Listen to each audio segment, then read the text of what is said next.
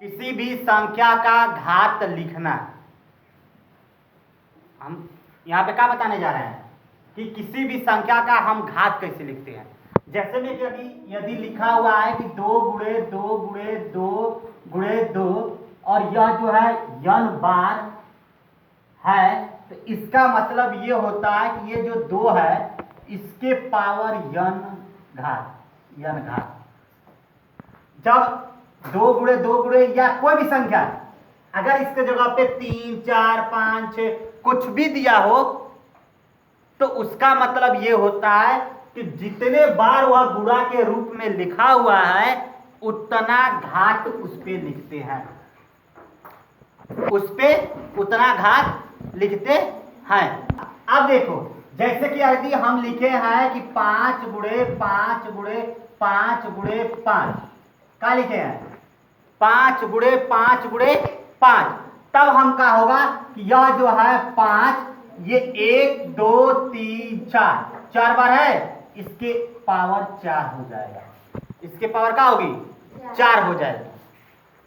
कोई भी संख्या यदि सिंगल ऐसे लिखा हुआ है तो इसका घात अगर कोई पूछेगा तो हम बोलेंगे कि घात 1 है, क्योंकि 8 का जो गुणा है वो 1 बार है। 8 का गुणा कब बार है 1 बार है, तो इसलिए यह जो है इस पे 1 घात है।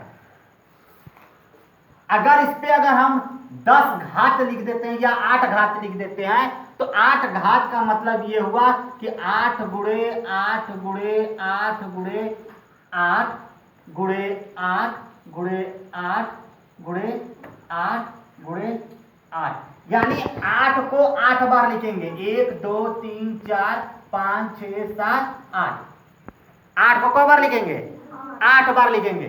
तो ये 8 के पावर 8 का मतलब हुआ कि 8 का 8 बार गुणा, 8 का 8 बार गुणा। अब देखो ये एक संख्या लिखा हुआ है -5/6, क्या लिखा हुआ है -5/6, जिसका घात है 3। जिसका घात कितना है 3 है। अगर इसका हमें कोई मान पूछता है तो इसका मान होगा -5/6 गुणे -5/6 गुणे -5/6। जितना इसका घात है उतना बार इसको गुणा के रूप में लिखेंगे। अब हम इसमें जितने भी अंश है उसका आमने सामने गुणा और जो हर है इसका आपस में गुणा कर देंगे। ये ऋण है, ऋण का जब ऋण में गुणा होता है तो ऋण और ऋण का गुणा प्लस होती है, तो यहाँ पे ऋण और ऋण का गुणा होगा तो प्लस हो जाएगा, और इस प्लस प्लस और ये ऋण का गुणा हो जाएगा तो ये माइनस हो जाएगा, यहाँ पे हो जाएगा माइनस। 5 का टेबल 5 बार पढ़ेंगे, फिर जितना आएगा उसका टेबल 5 बार पढ़ेंगे, यानी 25 25 125 होगी। उसके बाद हम लिखेंगे 6 और 6 है तो 6 का टेबल 6 बार, फिर इसका टेबल 6 बार, तो 6 6 के 36 36 6 216, 36 6 216 होगी। ये हमारा मान हो गया। ये जो घात दिया हुआ है यह अगर सम बार है, सम संख्या है, कौन सी संख्या है सम संख्या।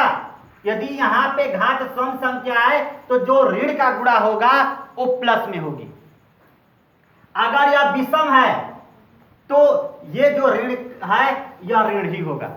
विषम बार इसका घात विषम है तो मतलब कि विषम बार उसका गुणा होगा, और जब भी गुणा विषम बार होती है तो ये माइनस हो जाती है, और जब सम बार गुणा होती है तब जाकर के ये प्लस हो जाती है। अब आगे देखिए, ये एक नंबर लिखा हुआ है 3125, जिसका हमें घाती संकेत में इसे लिखना है। घाती संकेत में लिखने के लिए सबसे पहले हम इसका अभाज्य गुणनखंड निकालेंगे। क्या निकालेंगे अभाज्य गुणनखंड, और अभाज्य गुणनखंड निकलता कैसे है ये भी दिखा देते हैं। अब यह संख्या कटेगा किससे, सबसे पहले हम 2 से चेक करते हैं तो इसके अंत में ना तो 2 है, ना तो 4 है, ना तो 6 है, ना 8 है, ना 0 है।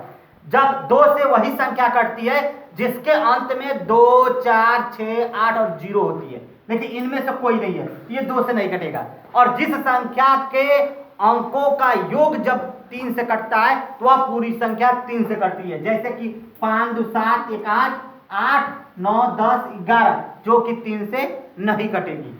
अब इसको हम कटाएंगे 5 से, क्योंकि किसी भी संख्या के अंत में जब 0 और 5 होती है तो वह संख्या 5 से विभाज्य होती है, इसलिए आप 5 से कटाएंगे तो 5 6 30 31, ये जब यहाँ पे जो है 2 जाएगा तो ये 12 हो जाएगा। 12 का मतलब कि 5 दूनी का 10 2 12, वो 12 से यहाँ गया 25, 25 का मतलब कि 50 25। 5 से कटाएंगे, 5 कम 5 1 6 12, 5 से 5 दूनी का 10 2 12, 2 बचा, वो यहाँ पे गया तो 25 हुआ, 50 25। फिर 5 से कटाएंगे, 5 से कटाएंगे तो 5 दूनी के 10 और 50 25, 25 को 5 से कटाएंगे 50 25, फिर 5 से 5 को कटाएंगे एक बार में। अब हमारा ये लिख दिए 3 1 2 5 बराबर 5 गुणे 5 गुणे 5। पहले तो इसको गिनेंगे कि क बार हम ले गए हैं, 1 2 3 4 5 बार कटाए हैं तो 5 बार लिखेंगे। अब इसका घाती जो संकेत होगा वह इस प्रकार होगी कि 5 और इस पे ये 5 बार गुणा है तो इसके पावर 5 लिख देंगे, जिसको घात कहते हैं। तो 5 के पावर 5 घात हो गया।